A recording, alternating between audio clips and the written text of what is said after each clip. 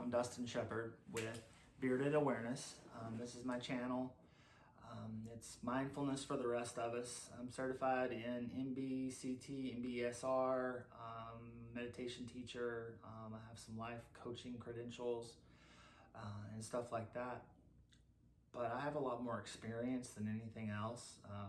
I've struggled with depression and anxiety and addiction and alcoholism and self-destruction and all the things.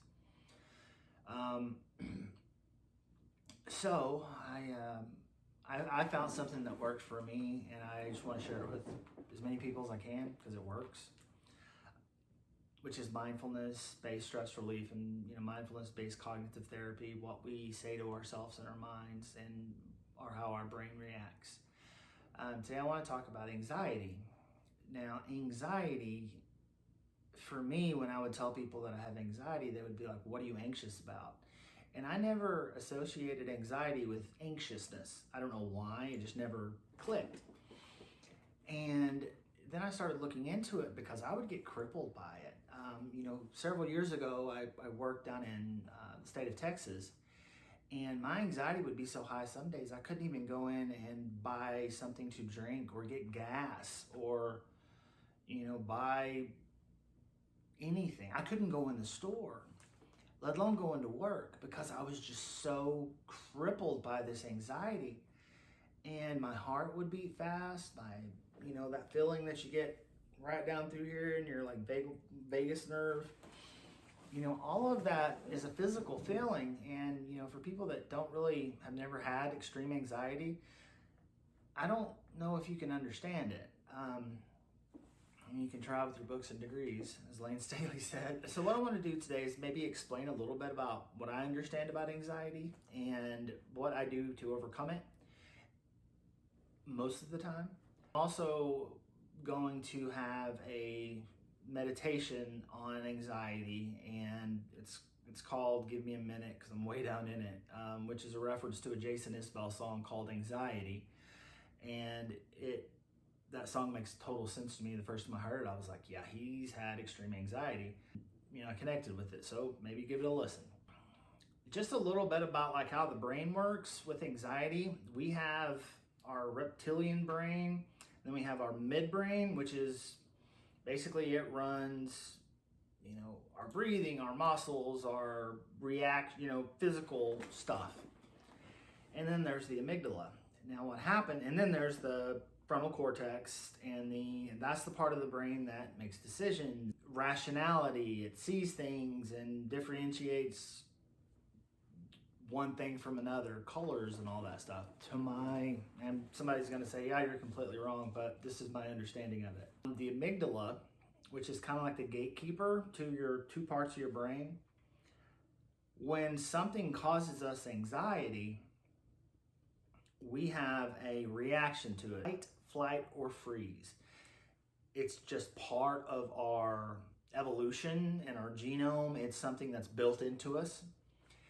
And the reason for it, if you can't guess, back in the Stone Age, there was lions and wolves and snakes and all kinds of things that were right around the corner that could attack us and kill us.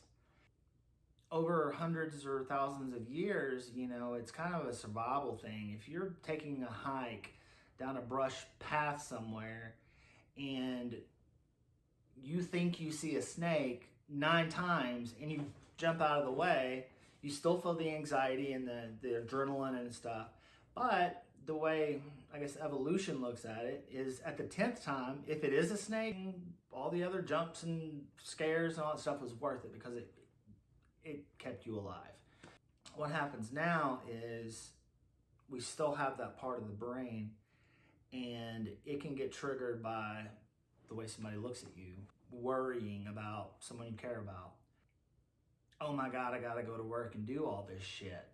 Or waking up after a dream that ruins your day and causes anxiety throughout the day. What happens when these fight or flight feelings come, The amygdala shuts off that top part of our brain. It gives complete and total access to our breathing, our heart, our eyes dilate so we can see better, our muscles, tense up so we can protect ourselves.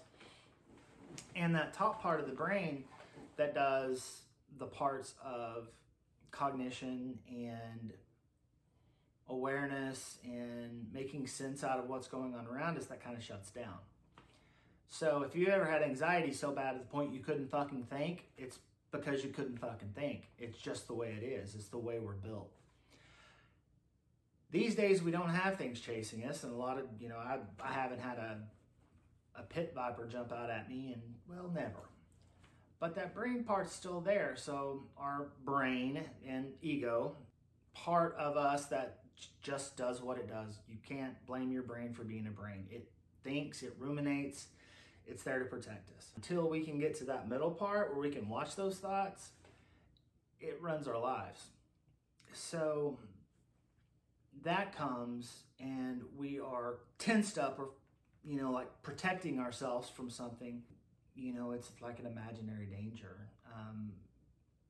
And I know that might sound a little bit shitty, but if you think about it, if you're worried about somebody and they're not answering their phone or they're not texting you back, our brain plays out all the worst images, the worst thing that can happen. And 99.9% of the time, none of that stuff has happened. And that person is just fine, except I worry about them. And then it ruins that part of my day. And then for me, it turns into anger. Like, how dare them not let me know that they're okay? They know I worry and they know that I am concerned, and them fucking assholes need to let me know what's going on. Nobody owes me anything. Nobody owes me an excuse. Nobody owes me a reason. I may perceive and think that they do, but they're human beings too. Everybody's doing the best they can with what they got.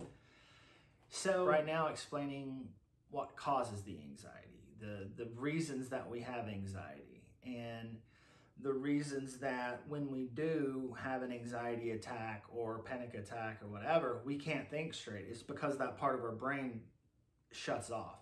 We are in fight or flight. We are in protection from a danger.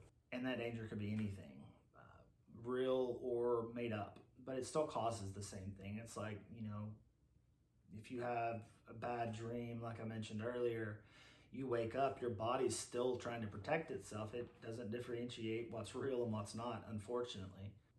That's my understanding of anxiety and why it happens and how it happens. I know that there is 35,000 different reasons for everyone. It affects everyone different. It affects some people one way, it affects others a different way. Some people don't fucking have anxiety. Some people do, all the time. That's how I lived for a long time, just riddled with anxiety and negativity, and always in control of when it happens, but we are in control of what we can do about it. So we'll see you soon.